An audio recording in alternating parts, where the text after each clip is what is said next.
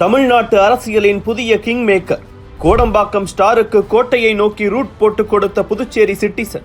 அமைச்சருக்கு அசிஸ்டண்டாக அரசியலை தொடங்கி முதலமைச்சரையே உருவாக்கி இருக்கும் படிக்காத சாணக்கியன் அவர்தான் தமிழக வெற்றி கழகத்தின் பொதுச் செயலாளர் புஸ்ஸி ஆனந்த். வெறும் 8வது வரை மட்டுமே படித்திருக்கும் புஸ்ஸி ஆனந்த் இன்று 2 வெவ்வேறு மாநிலங்களின் சட்டப்பேரவை உறுப்பினராக இருந்தவர் என்கிற சாதனையை படைத்திருக்கிறார்.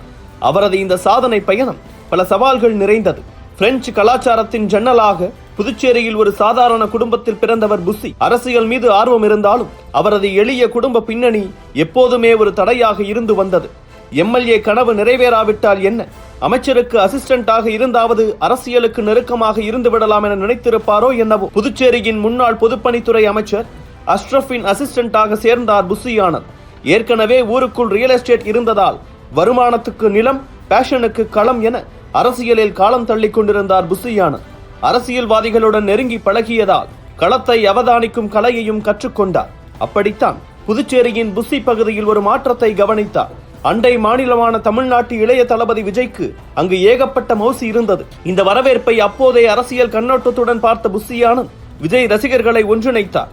தனக்கென ஒரு வட்டத்தை உருவாக்கினார். விஜயின் பெயரால் அவர்கள் செய்த உதவிகள் ஒவ்வொன்றும் புஸ்ஸி ஆனந்த் மீதான மதிப்பையும் நம்பகத்தன்மையையும் அதிகரித்தது. ஒரு கட்டத்தில் புஸ்ஸி ஆனந்த் தேர்தலில் நின்றிருந்தால் வெற்றி பெற்றிருப்பார் என்று மக்களே சொல்லும் அளவுக்கு அவரது மவுசு எகிரியது. ஆனால் கள நிலவரத்தை காங்கிரஸ் அறியவில்லை. அஷ்ரப் மறைவுக்கு பிறகு புஸ்ஸி ஆனந்தின் நிலை கேள்விக்குறியானது. இதனால் வெறுத்து போன புஸ்ஸி ஆனந்த் 2005இல் காங்கிரஸில் இருந்து விலகி முன்னாள் அமைச்சர் கண்ணனின் புதுச்சேரி முன்னேற்ற காங்கிரஸ் கட்சியில் இணைந்தார். அடுத்த ஆண்டே அவருக்கு புஸ்ஸி தொகுதியில் களமிறங்கும் வாய்ப்பு வழங்கப்பட்டது. கண்ணனின் வழிகாட்டுதலும் விஜய் ரசிகர்களின் உழைப்பும் புஸ்ஸி ஆனந்தை வெற்றி வேட்பாளராக மாற்றியது. அன்று முதல் வெறும் ஆனந்த் புஸ்ஸி ஆனந்தாக மாறிப்போனார். அரசியல் கனவு நிறைவேறினாலும் ரசிகர் மன்றத்தை கைவிட புஸ்ஸி தயாராக இல்லை.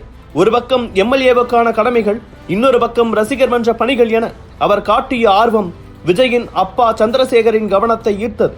விஜய் ரசிகர்களின் ஆதரவால் எம்எல்ஏவான புஸ்ஸி ஆனந்தை விஜயை சந்திக்க ஏற்பாடு செய்தார் சந்திரசேகர். இப்படித்தான் விஜய்க்கும் புஸ்ஸி ஆனந்துக்கும் இடையிலான முதல் அறிமுகம் அரங்கேறியது. அன்று சாதாரணமாக புஸ்ஸி ஆனந்தை சந்தித்த விஜய்க்கு இவர்தான் தனது அரசியல் என்ட்ரிக்கு அஸ்திவாரமாக இருந்து உதவப் போகிறார் என்பது அப்போது தெரிந்திருக்க வாய்ப்பு இல்லை. ஆனால் பின்னாளில் அது நடந்தேறியது. விஜயோடு நடந்த சந்திப்புக்கு பிறகு ரசிகர் மன்றங்களுக்கு மத்தியில் புஸ்ஸி ஆனந்தின் மதிப்பு எகிரியது. அந்த மனதைரியத்தில் 2011இல் புஸ்ஸி தொகுதியில் தனித்து களமிறங்கினார் ஆனந்த். ஆனால் தோல்வியே மிஞ்சியது.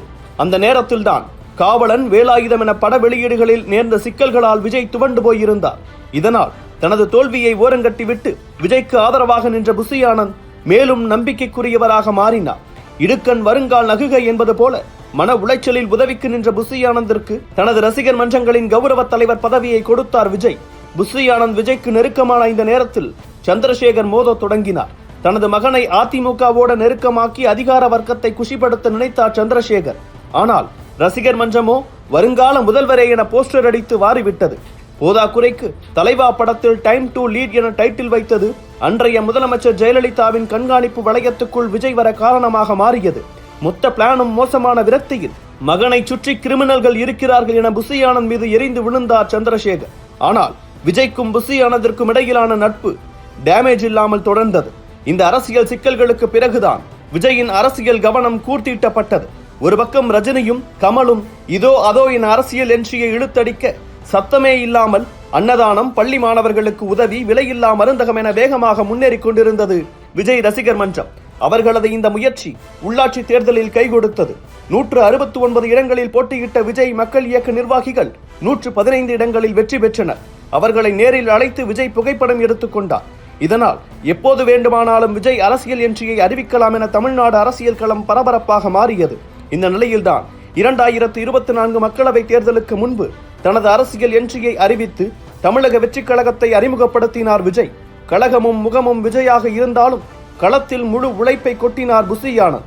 மாநாடுகள் தொடங்கி விஜய் பங்கேற்கும் ஒவ்வொரு கூட்டத்திலும் வேர்க்க விறுவிறுக்க வேலை செய்யும் புஸ்ஸி ஆனந்தின் முகத்தை மறக்கவோ மறைக்கவோ முடியாது.